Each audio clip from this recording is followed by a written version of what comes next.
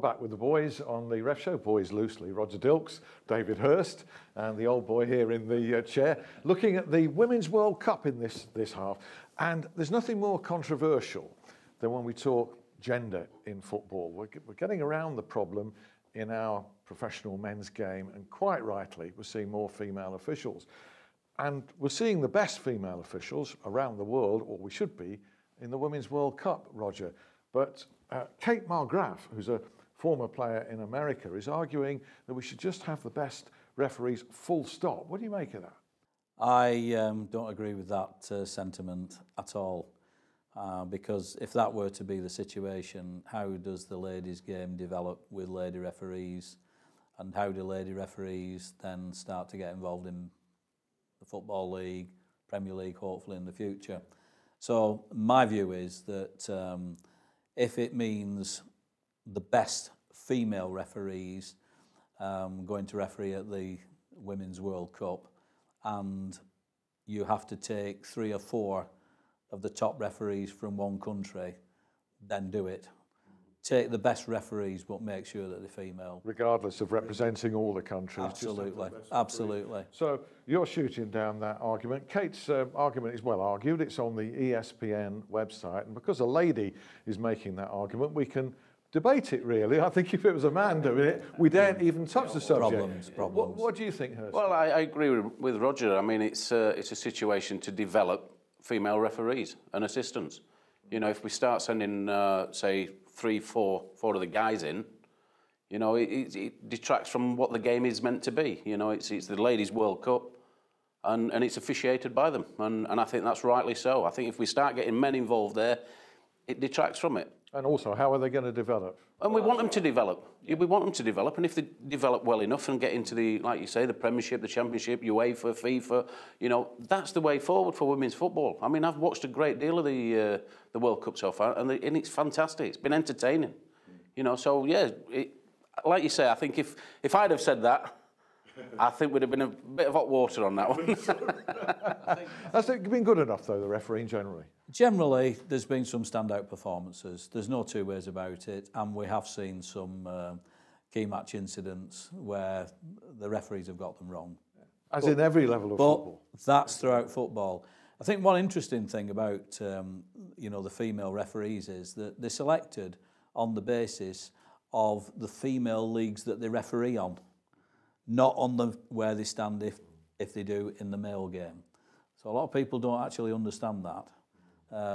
But I think that David and I are total agreement on this. If you're going to develop females into the game, like I've just mentioned, the standout performance, Anna-Marie Keithley from New Zealand, she's now done 3 games. She's been absolutely outstanding. She's 32 years of age. She's a former teacher and now director of sport, and she has been absolutely brilliant. For what it's worth, I agree with you as well. This was, of course, introduced, Sepp Blatter introduced the all-female officials in 1999. He hasn't got everything right. Well, he's made a few said the better about that, I believe. He's not got everything right, but you're with him on this. Of course, he's made 1 or 2 comments about women's football generally that... Yeah, I mean, no, it is, and they have to stick with it. It's okay saying, you know, you've had a poor refereeing performance, so get the fellas in. That's crazy. You know, look around. There's ladies out there that are achieving great progress. You know, so you've got to push them forward. Let's talk about the English official. Sadly, the solitary English official there, Natalie Aspinall. How's she doing, Roger? From the games, I believe she's done 2 games so far, and both of those games have gone well for her.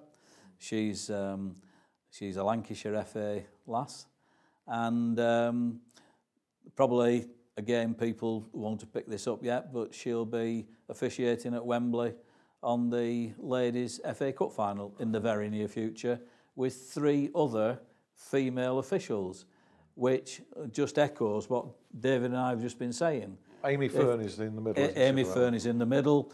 Jane Simmons from the West Riding FA is on the other line, and Rebecca Welsh makes up the quartet. That does beg the question of why is there not more out there at the World Cup when we've just got 1 representative? Yeah, so we could do it more, couldn't we could indeed, and perhaps, you know, from the ladies' point of view, refereeing, we've just got to get that little bit better, and perhaps next time we'll have some representatives. I hope so. I should add that we're talking here, we're recording this ahead of the England game against Norway, having got to the last 16. That's excellent. Let's wish them all the best. You'll perhaps know the outcome when you're watching this. In England's victory over Colombia, Carol Ann Chenard was from Canada. The host nation was in charge there. I believe she'd done pretty well earlier in the tournament, but there were a couple of dodgy ones in there, one of which favoured England, but we'll take it. Yeah, take any penalty. Yeah, especially if you're from England, yeah. Generally, the standard of football generally in the Women's World Cup, I've really enjoyed what I've seen. Have you? Yeah, like I say, I've watched a number of games and found it really entertaining. You know, the skill factor is superb throughout all the teams. You know, I just have a little bit of a problem with, and I might get knocked down a little bit with this, but I just feel for the ladies' game that the pitch is a little bit too big. There's too many distance between players, too much distance between players. I think if they shorten the pitch a little bit more, it'd make for more entertaining football, because the power of running in the men's game is a little bit better, as we would understand. But I think skillfully, not a problem. I think if they tightened it up, we'd have more action in the middle of the park, rather than the space, the oceans of space at times that all players are getting. So yeah, just one little thing that I was watching the other night and I thought, no, take it in a little bit, shorten the pitch, and I think it'd make for a better game. And it'd help the referees as well, because there's a lot of distance for referees. When balls are getting launched up front, referees got a lot of distance to travel. If you shorten it up a little bit more, I'm not saying five-a-side, but that's the sort of game it'd bring on. And like I say, it'd get the skill factor even higher. Some might say it's a patronising view. I thought that when I actually sat and watched the game and thought it up myself, but I'd just like to see it happen and have a look at it. I mean, it's like I say, we're trying to develop, you know, and I think that is one little instance that we know that the women do struggle on the distance, you know, more than the men. Okay, what do you think of that? And are the women officials struggling with the distance, do you think? Well, I think when you have a look at the standout performances by the top female officials, and I've mentioned one of them, she doesn't seem to have any problems with her fitness and so forth. But I think David's got a point, and let's not forget in the past, some of the top coaches in the Premier League, and they've gone to a club and assessed the talent in their club, and all of a sudden they've brought the pitch in. Because they want a packed midfield, they don't want the wide players from opposing teams getting round the back and so forth. So it is something that you know, officials need to be aware of, that's all, when they go in to do games. Pre-match, have a look at the pitch. What problems is the pitch going to cause us? David's saying, you know, that distance they run in, they probably run in 11, 12,000 metres, as Keith has said. It's a big, big challenge. I've never understood why pitches aren't a standard size. Well, predominantly they're not far off each other. I mean, I think you can vary by a few metres. Yeah, but I mean, only at the start of the season. You can't change it through the season. You used to be able to, didn't you? Yes, you could. But now you've got to set out your standard from day one. Yeah. But as Roger says, certain coaches come into a football club and they say, well, the way I want to play, I want to narrow it. Gary Megson came in at Sheffield Wednesday, narrowed the pitch. Alan Irvine, before he was manager, widened it because he was going to play with wingers. So I was a bit puzzled why it's not a standard uniform. But again, it's down to referees pre-match to start doing the homework on that sort of thing, because it does affect the way, you know, that you patrol the pitch. I just think, although it's been entertaining, I think if you bring it in, it will enhance the entertainment. Yeah. And like you say, the skill levels are definitely there, aren't they? Some great players out there.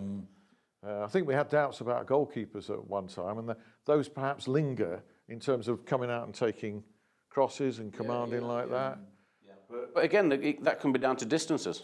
You know, if it's more tight, there's more people around, you clear things up. And I'll tell you what, you were the man reputedly having the hardest shot in football at one time. What was it time? The fastest shot, not the hardest. I think there's a slight difference. 114 mile an hour. Right. Which is so pretty quick. Some of these girls can really whack it. Yeah. Absolutely. I mean, we've seen some great goals. Yeah. You know, some great efforts on goal. Yeah. So, like I say, I've really enjoyed watching the games that I have seen. But like I say, just in the back of my mind, the shortening of the pitch would make it a little bit more entertaining for me. Constructive point. Very much so, yeah. And trying not to take anything away from the games that are there. Indeed. Hirsty, thanks very much. And Roger Dilkes, thank you for your company. Don't forget, youaretheref.com. We're wide open to any suggestions or questions. Keep in touch with us, and we'll see you again next week. Bye.